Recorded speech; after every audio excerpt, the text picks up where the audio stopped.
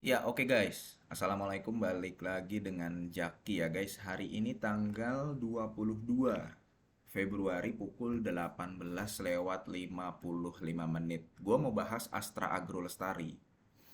Ini dia saham atau perusahaan ya. Perusahaan di grup Astra pertama yang merilis laporan keuangan full year tahun 2024. UNTR belum, Astra Autoparts belum. Astra Agro Lestari sudah, tapi yang pertama masih AALI ini. Biasanya nanti UNTR, Auto, dan Astra Internasionalnya itu sendiri itu akan rilis nggak jauh dari Astra Agro Lestari ini. Biasanya begitu. Nah, kita udah lihat guys laporan keuangannya bahwa di laporan keuangan kuartal 4 ini ada perbaikan dari Astra Agro Lestari itu sendiri. Sesuai dari beberapa video yang pernah gua buat ya guys ya. Jadi gue selalu beberapa bukan selalu sih ya, beberapa waktu belakangan ini gua mencermati bahwa saham-saham sektor CPO atau minyak kelapa sawit dan turunannya ada kemungkinan di tahun 2024 mulai kuartal 4 ini hasilnya akan bagus. Paling tidak, walaupun belum bagus-bagus banget, sudah lebih baik daripada kuartal 3 atau kuartal 2 tahun 2024. Nah, jadi alasannya kenapa guys? Alasannya adalah ya ada kenaikan dari harga CPO-nya itu sendiri, kemudian ada permintaan dari dalam negeri. Jadi itu saling berkesinambungan. Ada permintaan konsumsi dalam negeri yang meningkat, kemudian ada stagnansi produktivitas yang akhirnya meningkatkan harga dari CPO itu sendiri. Makanya ada itu salah satu faktornya kenapa gue berpendapat bahwa di kuartal 4 tahun 2024 ini kemungkinan kinerja dari saham-saham CPO itu akan membaik walaupun belum bagus-bagus amat seperti waktu booming komoditas.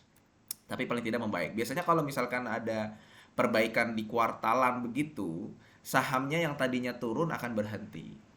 Nah, cuman begini guys, Astra Agro Lestari ini jarang gue bahas. Jarang gue bahas. Kenapa jarang gue bahas? Nggak seperti TAPG, kemudian nggak seperti ANJT yang beberapa kali gue bahas, atau LSIP ya, yang gue bahas juga. Astra Agro Lestari ini jarang gue bahas. Walaupun sebenarnya kalau kita lihat dia dari ekuitasnya naik, ekuitasnya kan sekarang ada di angka 22 triliun. Padahal tahun 2019 ada di angka 18 triliun. Jadi naik, nggak ada masalah dong. Untuk asetnya ada di angka 28 triliun. Hutangnya juga sehat. Ya. Kemudian secara valuasi dia udah di angka 0,5. Jadi sudah cukup murah kalau dibandingkan dengan TAPG. PR-nya juga yang tadinya besar bisa di angka 28, ya sekarang di angka 9. Di angka 9. Nah, cuman kenapa jarang gua bahas dan gua nggak pernah merekomendasikan Astra Agro Lestari. Dan kalau kita lihat juga dari sahamnya turun ya. Kenapa? Karena memang kalau lu lihat di laporan kinerja produktivitas dari Astra Agro Lestari, dia produksi TBS-nya, CPO-nya, kernelnya, volume penjualan minyak sawit dan turunannya, itu turun. Turun. Dari tahun 2019 sampai tahun 2023, produksi CPO-nya justru turun. Berbanding dengan kayak TAPG contoh jala, itu justru naik produksi CPO-nya. Nah, ada berbagai macam faktor kenapa justru produksi dari Astra Agro Lestari ini turun. Padahal kalau lu tahu ya, Astra Agro Lestari ini adalah salah satu perusahaan di sektor ini yang mempunyai luasnya itu di angka 250.000 hektar. Ini gede banget, lebih besar daripada Semar, Sinarmas Agro. Kemudian lebih besar tentunya dari TAPG yang cuman berada di angka 160 ribuan hektar. Terakhir yang gue tahu AAL ini ada 280. Walaupun nggak semuanya tertanam dan nggak semuanya menghasilkan ya. Pasti ada yang tidak menghasilkan juga. Tapi dia punya luas hektar itu sebesar 280 hektar. Ini gede. Termasuk perusahaan terbesar di Indonesia. Nah, masalahnya memang yang tadi gue bilang, gue nggak pernah merekomendasikan Astra Agrostari ini karena kalau dilihat dari produksinya ya itu turun. Apakah ini ada kaitannya dengan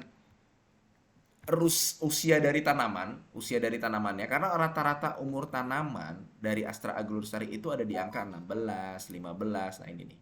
Terutama ada di angka 16 nih. Terakhir data di tahun 2023. Di annual reportnya belum ada di tahun 2024. Berbeda dengan biasanya gue selalu bahas TAPG sama ANJT kalau sektor CPO ya, LSIP lah kadang-kadang.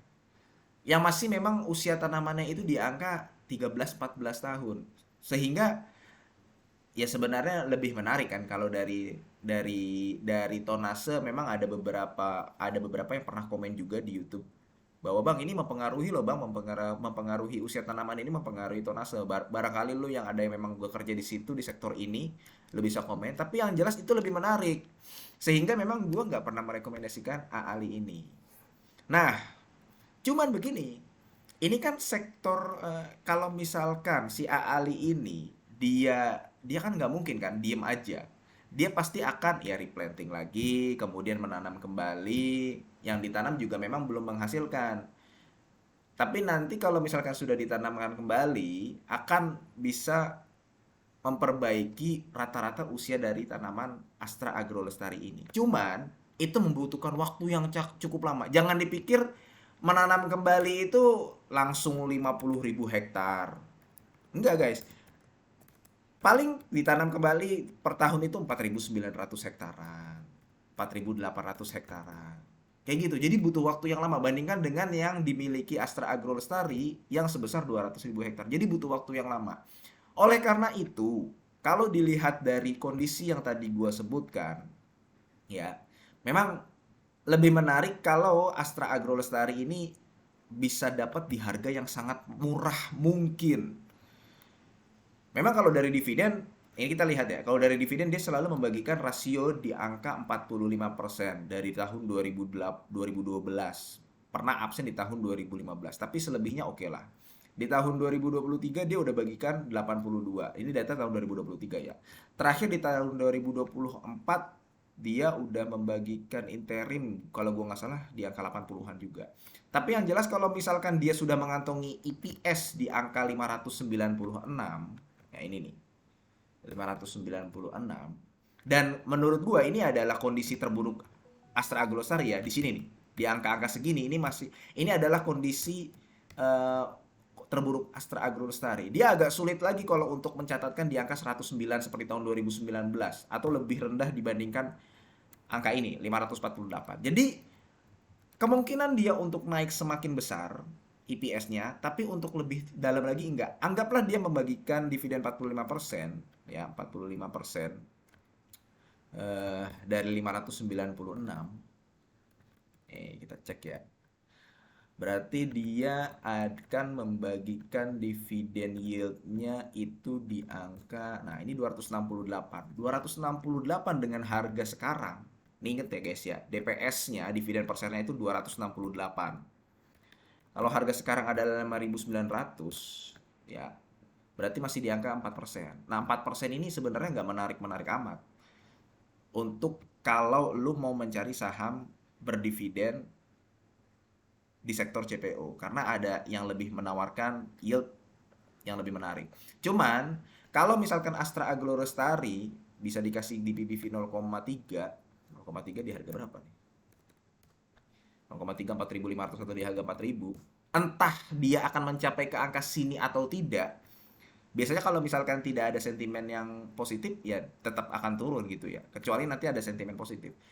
Dan dari dividennya juga belum bisa memberikan menarik, ya ada potensi dia masih bisa turun lagi di harga 5.900 ke bawah. Kayak gitu guys. Jadi terus terang untuk Astra Agro Lestari gue nggak pernah merekomendasikan.